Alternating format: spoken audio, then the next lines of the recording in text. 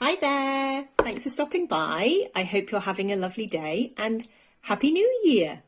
It's been a while since I've popped up and recorded a story, so I thought the first full week of the new year was a great moment to do so.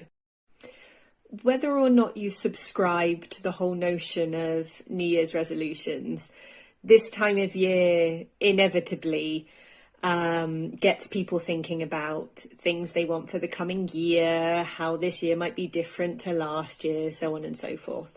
I've had a few messages recently about the best ways to go about learning a language meaningfully, or how to get to an advanced level in a meaningful way. Sorry, I got a notification. So rather than responding individually to each person, I have said that I would record these reels and share them for you here. I've got quite a few ideas to share, so instead of doing this all in one go, I'm going to share one short video each day this week with a way that you can set up a meaningful language learning practice, or if you already have a meaningful language learning practice, perhaps there might be a couple of ideas that you haven't thought of before, or ideas that you've forgotten about and might be useful just to add in.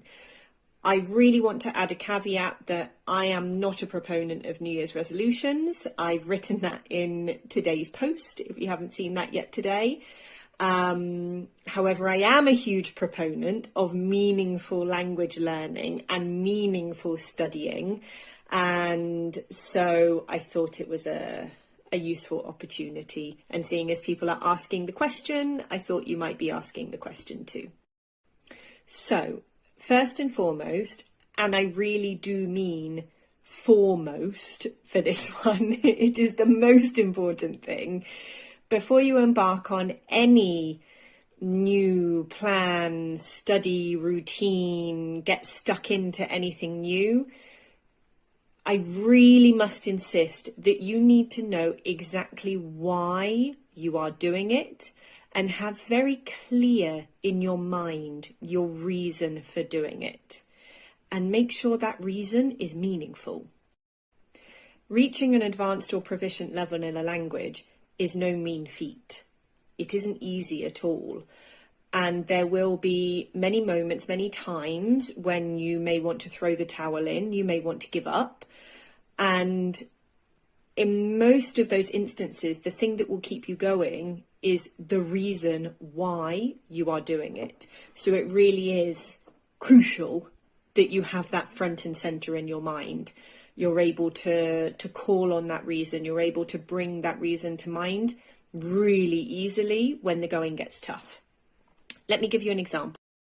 I always say that I practice what I preach. So the advice that I share here, the things that I suggest, the advice that I share with my students really is the advice that I believe in, because it's what I do myself. So the examples that I'm going to give you, the things that I'm going to show you are things that I'm using now for my own language practice. So I've decided this year to up my game with my Italian for a number of reasons. The first of which is I'm going to travel to Italy later this year to finally visit my Italian conversation partner. Again, if you've been following me for a while, you know that I have an Italian conversation partner. We meet once a week. We speak for half of the time in English, half of the time in Italian. It's far more than a language exchange now. We've become really good friends, and so it's time to go. I got cut off. I need to pay more attention to the time. Anyway, it's time to go visit. I'm going to travel on my own. I'm going to visit my conversation partner. I will probably visit some students as well. I have quite a few students who live in Italy. And I'm really looking forward to a solo trip. I used to really enjoy traveling on my own, and it's been a while since I've done so. I want to be able to get by, more than get by over there. I want to be able to do well and feel comfortable when talking. I'm not going to be completely fluent. I'm not going to be at an advanced level, but I just want to feel a bit more confident when I go. My second reason is that one of my core values is curiosity. And one of the ways that I live into that core value is by constantly learning new things. I am an insatiably curious person. I love learning about the world. I love learning languages. I love learning about different cultures. And so by deepening my understanding of the Italian language, I'm fully living into that core value.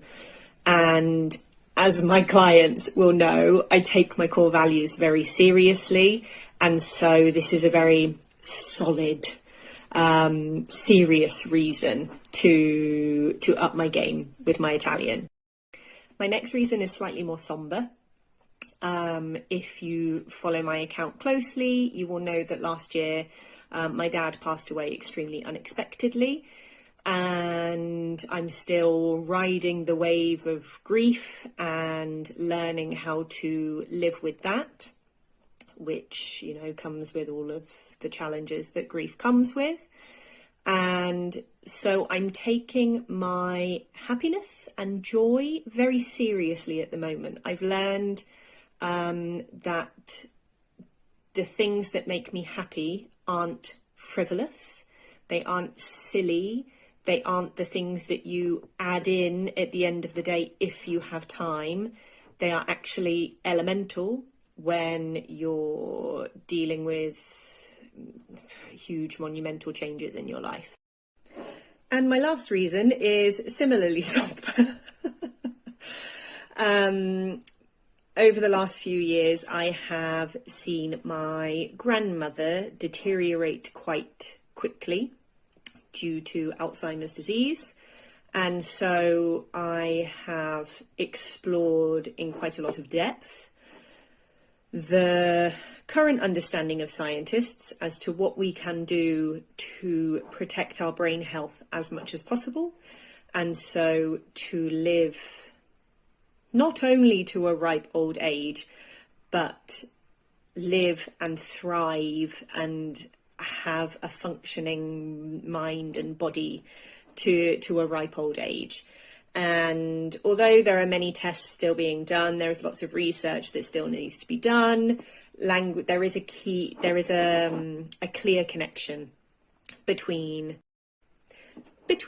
learning languages and having a healthy brain. Not only learning languages, new experiences, keeping your mind active. And I have definitely noticed over the last few years that it takes me longer to remember things. Learning is not as easy as it was a few years ago. And so when the going gets tough, when I feel tired, when I don't know, learning might be a bit more effortful than I might like, I remind myself that I am keeping my brain active. I am giving my brain new information that it needs to work with and deal with, and that is really good for our brains. So those are my 4 reasons for taking my Italian learning a little bit more seriously this year. It isn't a goal that's set in stone, but it's definitely something that I want to take more seriously than I have in previous years. As the week goes on and I explain my language learning routine and some study ideas, you will see why these reasons are so important. And it's also incredibly important that you can bring them to mind quickly and easily, and that they mean something to you. They are meaningful. So, if you are knuckling down with your language learning this year, if you are embarking on something new when it comes to language learning, or if you just want to shake up your routine a little bit, if you've been learning for a while and you would benefit from a little injection of a different kind of motivation, have a think about your reasons why for learning, practicing, improving, continuing to practice your English or any other language. Try to be as specific as possible. It's taken me a few minutes to tell you my reasons why, because those are really specific reasons, and the fact that they are really specific makes them more meaningful to me. So when you think of your reasons why, try to be as specific as possible. When you do have a reason or some reasons, pop them in the comments below. If you'd like any feedback as to if they're specific enough or anything like that, just ask. Ask me for some feedback in the comments. I'm more than happy to get back to you. You can also send me a direct message. That's absolutely fine. And I will be back next day, tomorrow. I will be back tomorrow and every other day this week with a technique or something that I'm using to set up my language learning routine for Italian. That's all for today. I think that's definitely enough. Enjoy the rest of your day, and I look forward to seeing you tomorrow. Bye.